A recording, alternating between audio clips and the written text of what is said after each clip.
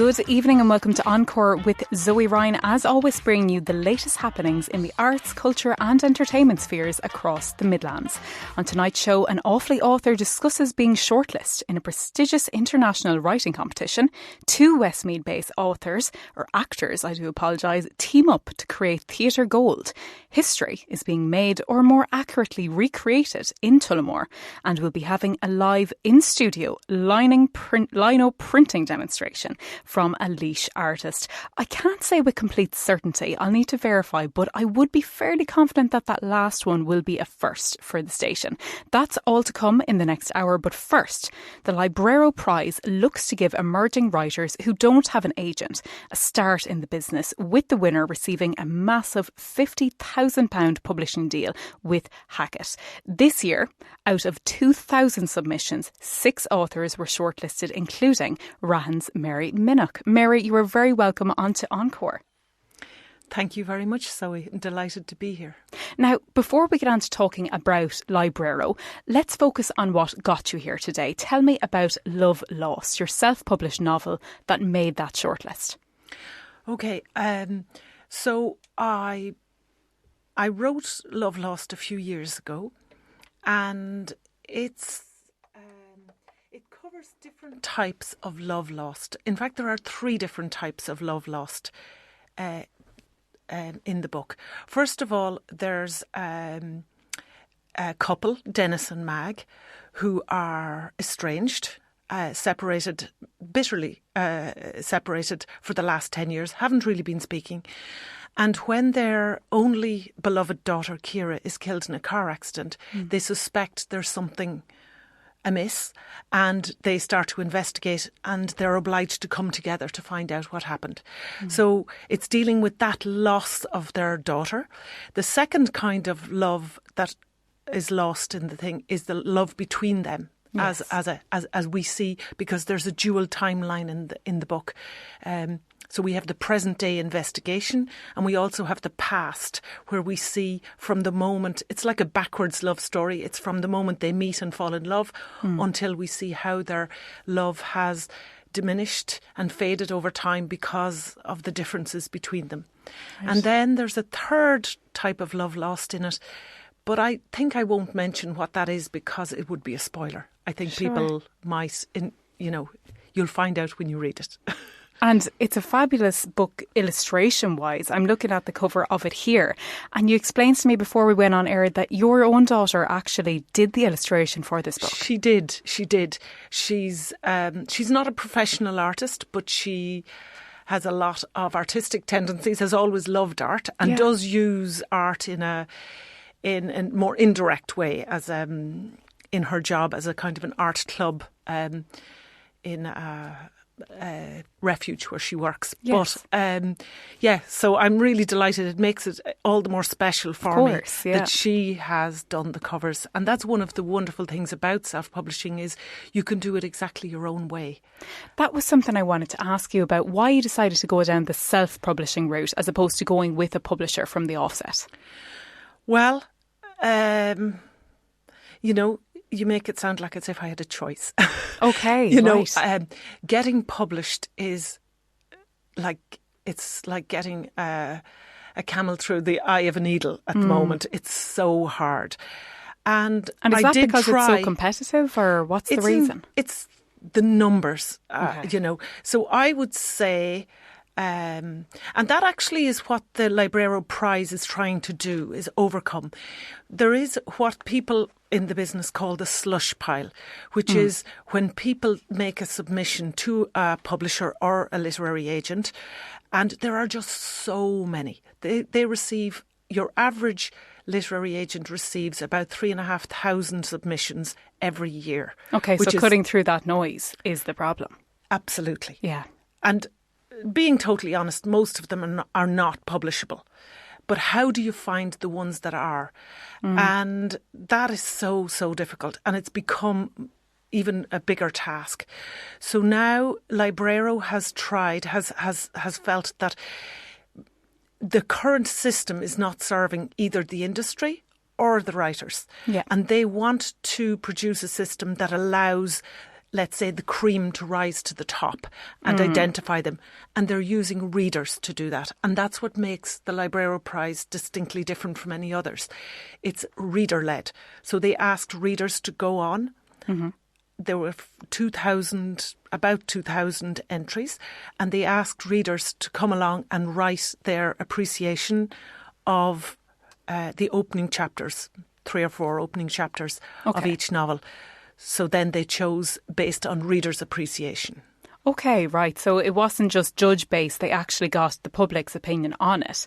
And I suppose you've answered there as to why you decided to enter this competition, because it's different from what's on the market. But you were out in London last week for that shortlisting. And even though you didn't get the Top Trump prize, this isn't the end for you. Has being shortlisted given you the, I suppose, encouragement to say there is something here and it's worth going forward with it? Where do you plan on taking Love Lost? Well, yes, it's been amazing. It's been an independent validation of my writing. Yeah. I already had that to some extent from readers. As soon as I published, because Love Lost was my second published novel, and I've had a tremendous reception from readers who send me text messages, emails, telling me how much they enjoyed it, and that has been the most incredible joy. It's why a writer writes, to be read. And, without trying to be dramatic about it, it's like having conversations where before I was screaming into the wind. So it's wonderful. It's somewhere to put your thoughts. But it's, to get that feedback and to get the appreciation from readers has been amazing. So, yes, I didn't win the big prize. But we were down to 6 out of 2,000. Yes, which massive achievement. Yeah. And when you get down to 6, to be honest, it is always going to be as well a question of taste, because no book can appeal to everybody. That's right, yeah. So, I think we were all of us would have loved to have been the winner. But, we can't always, But I'm still in discussion with Hachette, who are still considering my book for publication. Okay. It's not the end of the road yet. They're still looking at it, even though I didn't get the big prize. They're still looking at it as. So I think we'll be. Watch this space. Yeah, very exciting. No, it's great to hear that. Getting that recognition, as you said, both from being shortlisted, but also seeing, I suppose, the comments that have been made by the readers as giving you the confidence to bring it elsewhere. But on that point, did you receive feedback? Is it a case that was publicly available to you to read what people said about your book? Absolutely. Great. Everything was openly available. So you could see the comments not only on my own, but on everybody else's. And since I have published, because I wasn't sure, nobody ever knows when you're writing if people are going to appreciate what you write. And to be honest, I really have been blown away by the positive reception that I've gotten from readers, but even readers in the Librero Prize. I mean, that was really, and it was lovely to get the comments and the thoughts. And one of the differences between writing for readers and for the industry is that an industry professional, when they pick up your manuscript to assess it, the question they have in their head is, can I sell this? Whereas a reader picks up a book and says, will I enjoy this? Or can I put it down? Yeah. Am I going to enjoy this book? Is this going to be something that I will appreciate? And that's a very, very different question with a very different answer. Yeah. So it's been appropriate for me that the success has come through Librero, which is a reader-led platform. And so it feels right that it's through readers that I've achieved this level of success. And we have 2 of your books sitting in front of us today. Is there a third in the works? Yes. I have one that is completed. Okay. It's a little bit more autobiographical. Right. So that makes me a little nervous about what to do with that. But I am working on another book at the moment, another novel, set in the near future, with where dwindling resources our society brings out both the best and the worst in people, depending on whether they feel we should share those resources or hoard them for ourselves. So appropriate. Which I think is... So, yeah, I'm working on that at the moment, and hopefully I'll be bringing that out soon. A very timely piece, I think, based on what you've said about it. But Mary, best of luck with what's next on your journey with Love Lost. And thank you for speaking with me this evening. And for your next venture, we look forward to having you in here when the third book is released. Oh, thank you very much, Zoe. Still to come, Art Imitating Life. Midlands 103. It is Encore on Midlands 103 with Zoe Ryan. My next segment is about a play that caught my eye as being something a bit different. Care, written by Athlone-based actor and playwright Declan Finn, explores a dynamic you may be familiar with. The relationship between a man reluctant to admit he needs help, played by fellow actor Martin Kelleher, and his newly assigned care assistant, played by Declan. And that will be taking to the Tour Arts Centre on stage next week. I am joined now in studio by the pair, Declan and Martin. Thank you for taking time out of rehearsals to join me on the show this evening. Thanks very much, Zoe. Thank you. So Declan, why this storyline? Did you witness such a relationship firsthand yourself and think, you know what, this would make for a great play? No, I didn't, to be honest. A very long time ago, there was something put out to make a 1 minute short film. So the idea I came up with was that a carer was coming to a house to care for the person. But it turned out that it was the carer that actually was getting more out of this relationship than the person that they were deemed to be caring for. And I made the film and entered it into whatever it was at the time and all that. And then I forgot about it. But I just thought maybe I'll revisit old scripts and old bits that I was working on and just see if I could make something a bit more out of any of them. And that one was the one that kept coming back to me. So I literally just sat down at the computer one day and started at what we now know is page 1.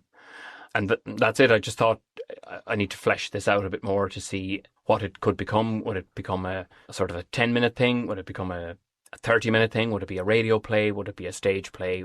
I literally started typing one day and this is where we are now. So that was it. The seed was planted at that point. But tell us about Care.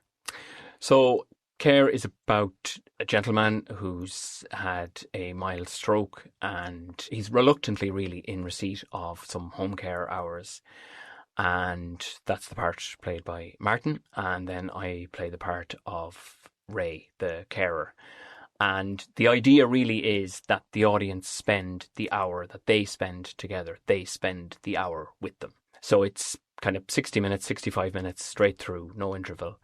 And the audience watches exactly what happens as Ray comes in the door and goes out the door. He comes in and he begins to treat Tim like he would treat any new service user for the first time. Yes. And he realises very quickly that Tim isn't the typical service user. Now, there obviously is no typical service user, but the carer treats everyone the same and he approaches each new service user in the same way.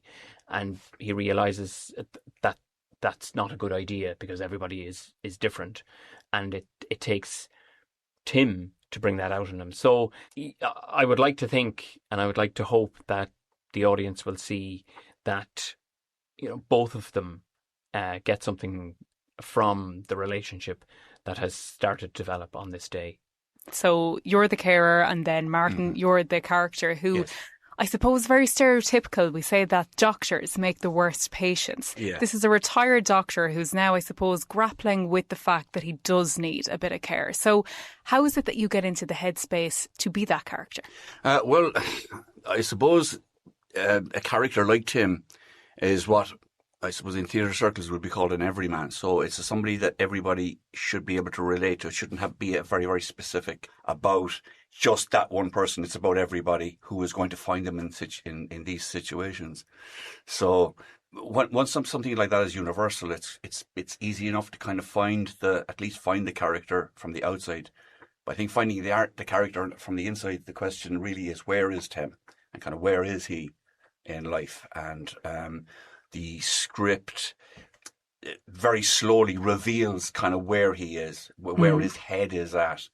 He's obviously very articulate. He obviously is very combative with Ray, and really sees Ray as just an annoyance. And the research, if we look at the research that would have went into this, for you to be exactly of that mindset, you've talked about so many aspects there that are, as I said, stereotypical of both the carer and the person who's in receipt of it. How did you go about researching this? Was it a case of you reached out to carers to ask them about their day-to-day, to walk you through it? Did you go out and try and witness some for yourself? How did you approach writing this script to get it so true to form? Well, that's very kind of you to presume it's so true to form.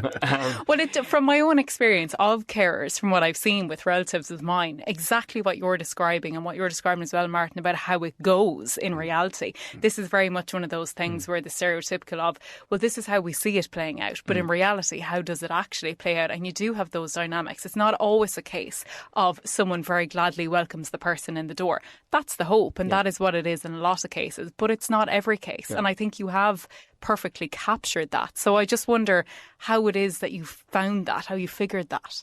Well, I suppose the first thing is that it's not a documentary. It's not based on any particular occurrence, or anything like that. And the overall premise of this is that the play is a bit of crack. It's funny, and we want to get that across.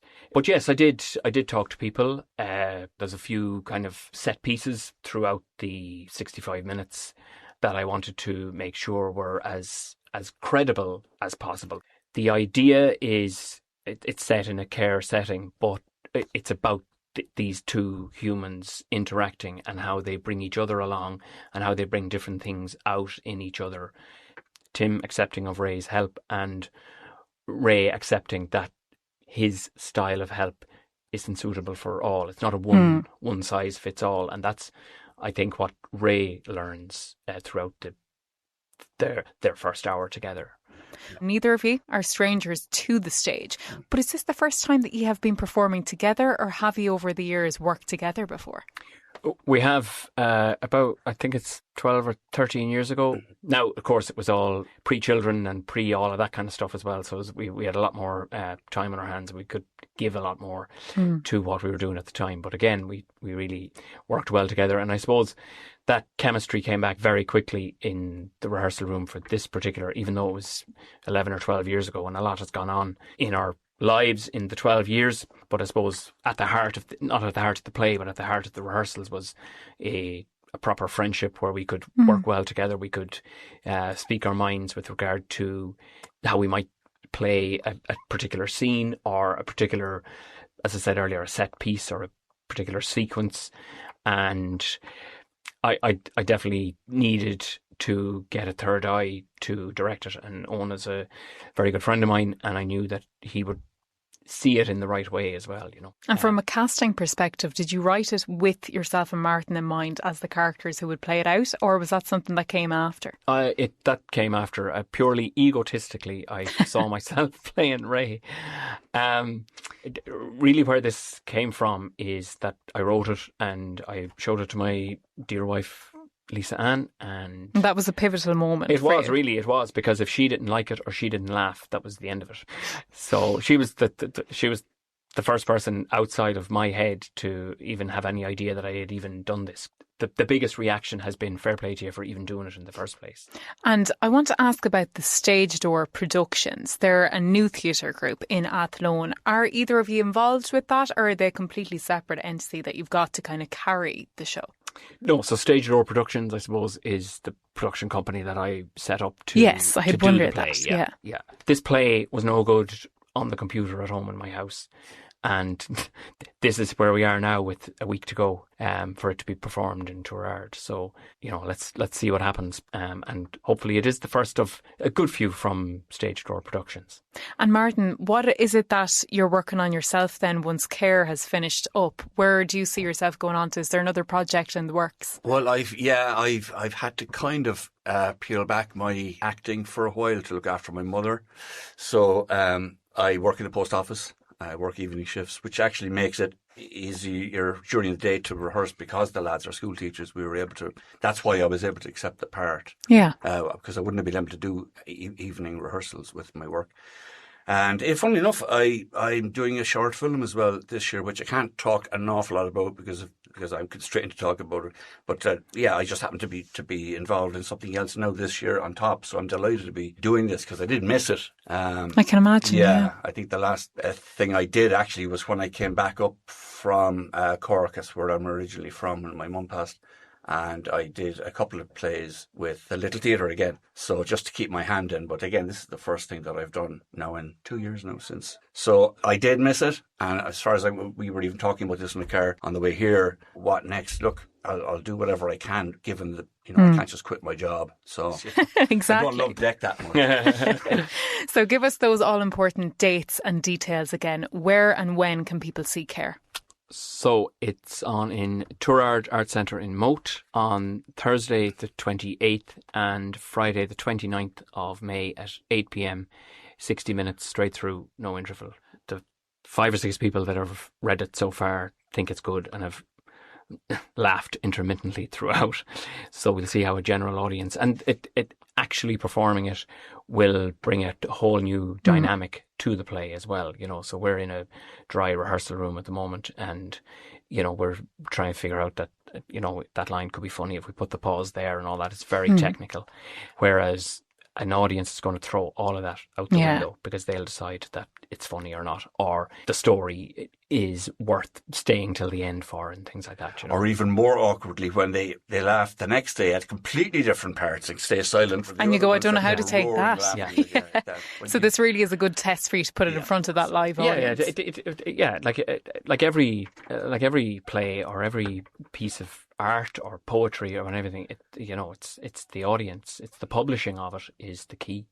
Fantastic. Declan and Martin, it has been fantastic having you both out in the studio, and it sounds like a really great production, and well done, Declan, as everyone has said, for actually going for it and doing it. And as I said, hopefully this is the first of many. Thank you very much. Thanks very much, Zoe. And just before I let you go, Declan, I see you have a script in front of you there, and you have chosen a snippet of the play to act out for us. So 50 years ago, a chap called Frank. My apologies there. We have the wrong snippet playing out there. We'll go for that one again, lads. I won't interrupt you this time. Yeah, so this is the only context I will give is that it's about kind of 3/4 of the way into the play. Okay. But it'll just give an idea. Really, it'll give an idea of the back and forth of the relationship between the two lads. So it's women for me at the moment, but not really at this time. Not really? What the hell does that mean? Well, there's a girl from the office that's just started. So did you ask her out? Ask her out? Yes, ask her out. As in just the two of us doing something specific together, alone? Yes, just the two of you doing something specific together, alone. You strike me as the kind of lad who'd go for a walk on a date. Did you ask her to go for a walk, Ray? Ask her to go for a walk? Yes. On a date? Is there something wrong with you? No, sure, I couldn't just ask her. I'd have to chat to her first. So chat to her. I can't. I don't have her handle. What's their handle? Her Insta handle. That's how I chat to her. Where do you get that? You just get it on Instagram. It's on the phone. Your phone? Yes. Does she have a phone? Obviously. Well, then ring her. What do you mean, ring her? Get your phone and dial her number. I can't dial her number. I don't have her number. A phone is for Instagram at first. It's not for ringing people. You get her number after a while. Ringing her would give her the ultimate ick. The what? The ick. What the hell is the ick? Where you shouldn't do something because it puts someone off, or they don't like it, or it might lead them to not liking you, or thinking you're a bit weird or something. Believe me, Ray, she'll think you're weird well before you have a chance to give her whatever you call it. The ick. Now, if that has you intrigued, you can catch the full play at Tourard in Moat next Thursday and Friday, May 28th and 29th. Up next, whether you're a history buff or not, this almost unbelievable, scandalous story in Irish history will grab your attention. Midlands 103. It is 7:35 on a Thursday, which means you're listening to Encore on Midlands 103 with Zoe Ryan. Now, from one play to another, earlier this week I caught up with Donegal-born, Scotland-raised and now Mayo-based writer and director Breen Sivigna to discuss his acclaimed play We Have Him Back, which, from performances that have already happened across the country, accurately portrayed the events surrounding the 3 burials. Yes, you heard me right. Not 1, not 2, but 3 burials of Republican Frank Stagg ahead of the production, making its way to Esker Arts in Tullamore this Saturday, May 23rd. Now, you will have heard a little sneak preview of it thanks to my trigger figure at the end of that last interview, but this is the interview in its full, and take a listen to this. So 50 years ago, a chap called Frank Stagg, who died on hunger strike, in Wakefield prison in England. Subsequently, 1 week later, his body was released to his family, and as the aircraft was flying over, the Irish government diverted the flight from Dublin to Shannon. Some may say they stole his body, and it spent, the night there in Shannon mortuary. No one was allowed near that body, no family members. Frank's 78-year-old mother and family were all waiting in Dublin, along with Frank's wife Bridie, and they didn't realise that this flight was being diverted or hijacked, if you want to call it that. 1,000 troops, 1,000 Irish troops, and 1,100 Gardaí were all stationed around the airport, and it was just crazy. And when I first heard of this story, I thought, what? There's a story here, and there's actually a stage play here. And the more I looked into it, the more I found it difficult to find true, proper information about it. Right. But even right down, Zoe, to the 6 men who carried out the deed of moving Frank's body from, the grave where he was put in by the government to 100 odd metres away to the Republican plot. I know, people come up to me and they say, they'll give you that wink and a nod, and they'll say, I know one of the people, or I was there. And as George Stagg himself said, there must have been hundreds and hundreds and hundreds of people there, because every time he goes anywhere, people give him that nod and wink, But there were 6 men. So the 6 men did this in the most horrendous rain on the 5th November night. What they thought was going to be an hour's job, turned out to be 6, 7, 8 hours because of a rock.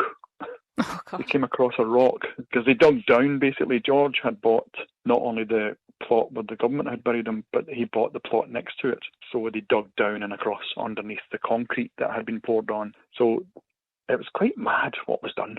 So the way I see this play now is a project or a production that will preserve or preserves the endangered oral history or the documented truth of a censored event in modern Irish history.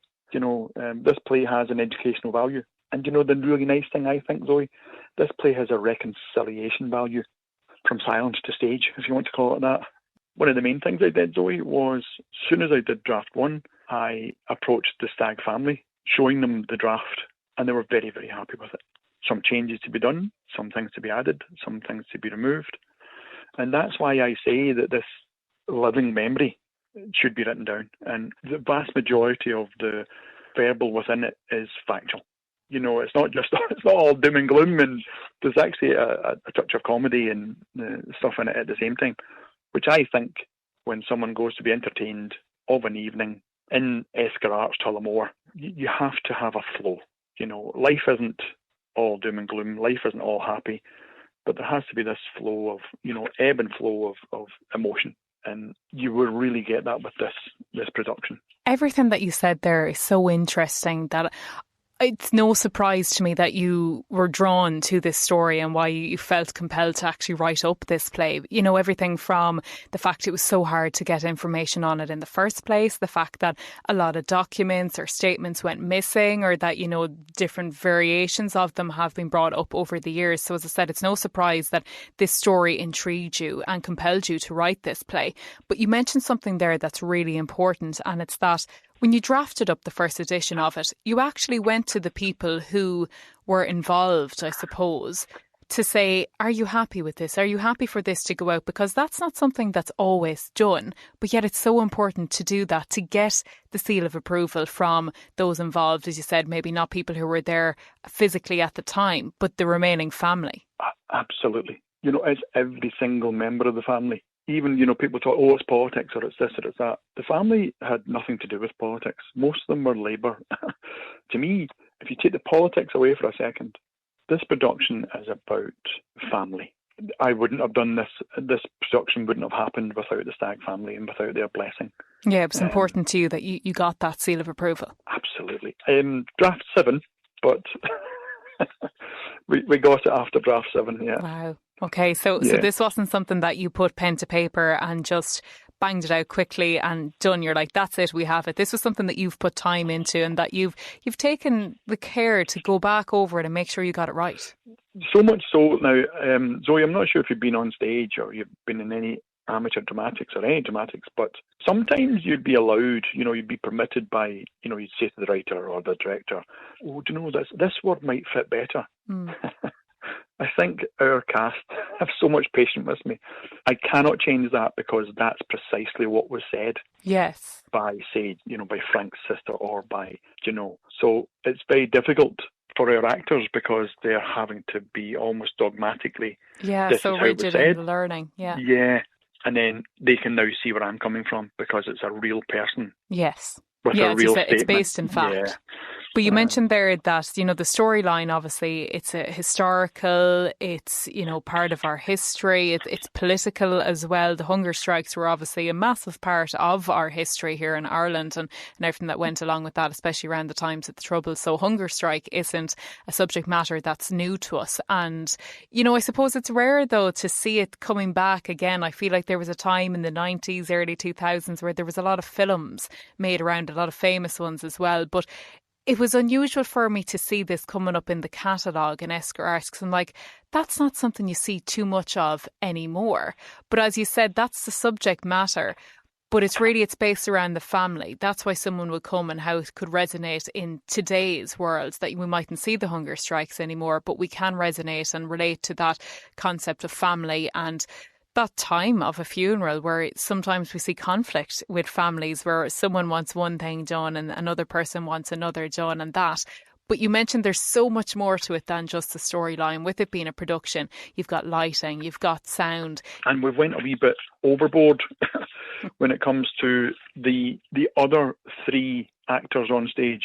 Great lighting, great sound and great props. Yeah. We've got a lady called Helen Garcia Alton. She's originally from Washington, but she's working now with the Edinburgh Festival, and she came over for the week to set us up for all our lights and our lighting design and all that kind of stuff. So for an amateur group, we've really pulled at all the stops to make sure that the experience of this is the best that we can do. Even for, as I say, even for an amateur group.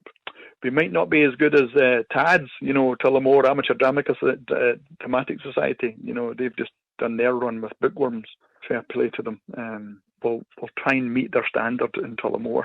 And do you know something? Whether you are a theatre goer or not, you will not be disappointed. Now, I will say, Zoe, there's probably 1 or 2 scenes that are not suitable for children. Okay. It's not to shock or horror anyone, and it's not. It's just a basic factual thing that we do, very, very short, but emotional. Yeah. And I'd say that small checks. I wouldn't be happy that children would see some of those things. As the poster said, it's not fiction. It's powerful, documented words, actions, silences of events in late 70s Ireland. Yeah.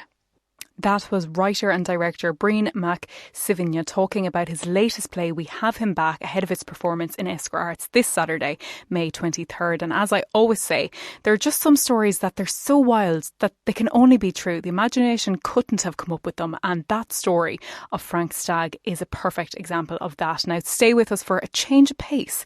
You won't want to miss this. Midlands 103. You are tuned into Encore in Midlands 103 with Zoe Ryan, where over the ad break, leash artist Caroline Keane has transformed the radio studio into an art studio to facilitate us doing a bit of lino printing. Caroline, thank you for arranging all of this. And thank you for having me.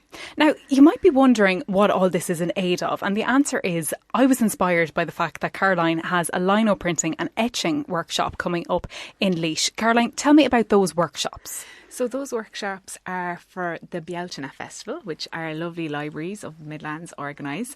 And every year the Laois librarians get in touch with me and they always ask for something different. They're like, what can you give us this year, Caroline? So we settled on lino printmaking and etching printmaking. So talk me through some of the gadgets that you have here in front of you, because there's quite a lot. Yeah, we're like a little laboratory today, or this evening I should say. So we have several printmaking tools. Now you can use the same tools for both etching and lino, but the most important tool you need is some ink and a lino cutting tool. So our lino cutting tool is like a little handle with a little blade that screws onto the top, and this is what we carve out the lino. Now, as I'm saying lino, people are going lino from the floor. Yes, it's our lovely rubber lino surface. So we use our lino carving tool to carve out the surface. We have a brayer, which is also known as an ink roller, which inks our roller up, like getting a lovely hissing sound that we transfer our ink onto our lino. Okay, so you put the ink onto the piece of lino that you've kind of carved your design into, and then do you put that out on paper then for it to transfer? Yeah, so once we have it carved, we follow the lines of our drawing, we ink it up with our roller, and you can place it on a lovely printing press if you have one, if you're so lucky to, and then you place a piece of paper over it and then you press it in the press. And we are so lucky to have a print right here in front of me. I'm actually seeing the magic happening. So it's very, very easy. It's step by step. Now, most people at home won't have a printing press. So can you do it at home? Of course you can. You just get your ink with your roller, same process, onto your piece of lino. And you can get a thing called a barron. So this is just a tool with a handle and a very flat surface. They come in all shapes and sizes. And then you place your piece of paper over your lino and then you rub your barron over the lino. So you just need pressure. A basic spoon as well is perfect. Actually, I find in the workshops for beginners, people love a big dessert spoon.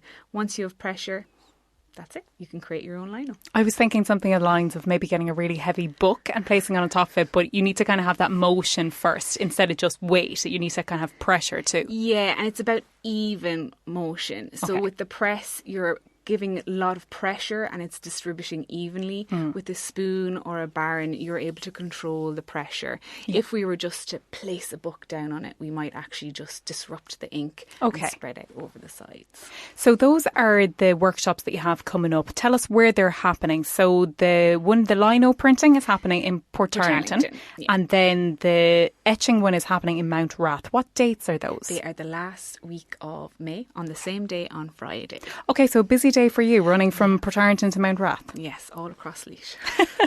And you do your own classes as well. And obviously we have summer is coming up fast, thick and fast. So I imagine you have a lot of summer camps coming up. Yes, we have a couple of summer camps in the mix. We have a couple in July and some in August. So we cater for all ages. So from junior infants up to teenagers and adults as well. I'm going to work on a lovely adult workshop, kind of / summer camp for those busy adults. So they'll be happening all over the summer, and all the details, you can find them on my website, ourclasseswithcarolinekeen.ie. And when we were speaking earlier on, you mentioned that you're working on an exciting project at the moment where you want to design a course of sorts for teachers to be able to allow them to, I suppose, up their arts game for their students.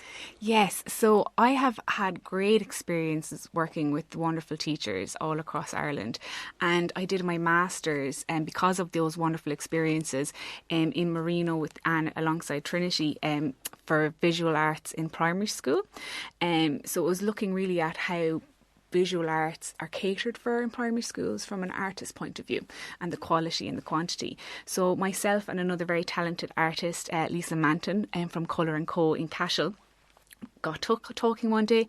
Very similar experiences. Teachers are fantastic, but they're struggling with the level of quantity that is surrounding all the arts programme, particularly in the new curriculum. And the demand that's on them. Yeah, and you know, teachers have to deal with so much. There's so many things they have to think about and cater for, and also your environment is a big thing as well. Some schools are large rooms, small rooms, kitchen sinks. You know, they have a lot to kind of think about and cater for, as I said. So me and Lisa are coming up with to design a programme which is going to help teachers embody process-led art making for the students. So tips, tricks, summaries, guidance for all the teachers to make art more accessible for them and for their students. Because we all know that growing up when we were in school, the primary school teachers, there was always the teachers who loved doing the art classes and they really had a flair for it. And then there was the other ones where you knew they were just doing it to take the box. It wasn't necessarily their area. Yeah, and unfortunately, sometimes art can be viewed as a luxury or a treat on Friday, and it's actually a really staple core part of the curriculum. And lots of studies show if you run art in the midweek, start of the class day or the day, math scores, English, it all makes things go better for the children. Right. Yeah, it's calming the nervous system, it's settling them into the day. Really, really want to try and introduce art as like a really essential part of the school day, as opposed to as a treat. Even when artists come to visit, it seems like, you know, a really fun, which it is, brilliant thing to have, but that should be more of a regular thing. Because often when I teach the children in my class, even this week we were chatting, having our after our club chats, and they were saying, Caroline, you're very busy, like, is this your job? And I was like, yeah.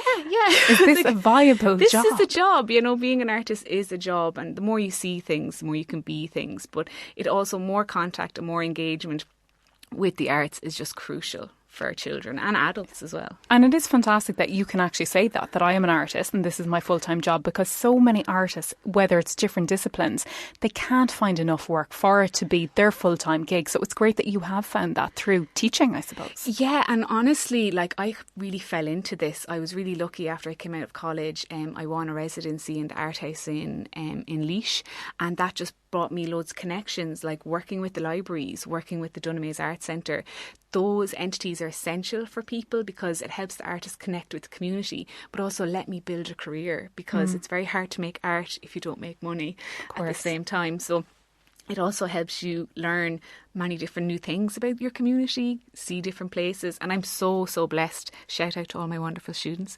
They are amazing. And like, it also informs your own art practice, because you're getting to be creative with so many different people from so many different walks of life. And your interaction with different people. Sometimes people have ideas that you never would have thought of. So it's great to kind of overhear those ideas and influence your own then.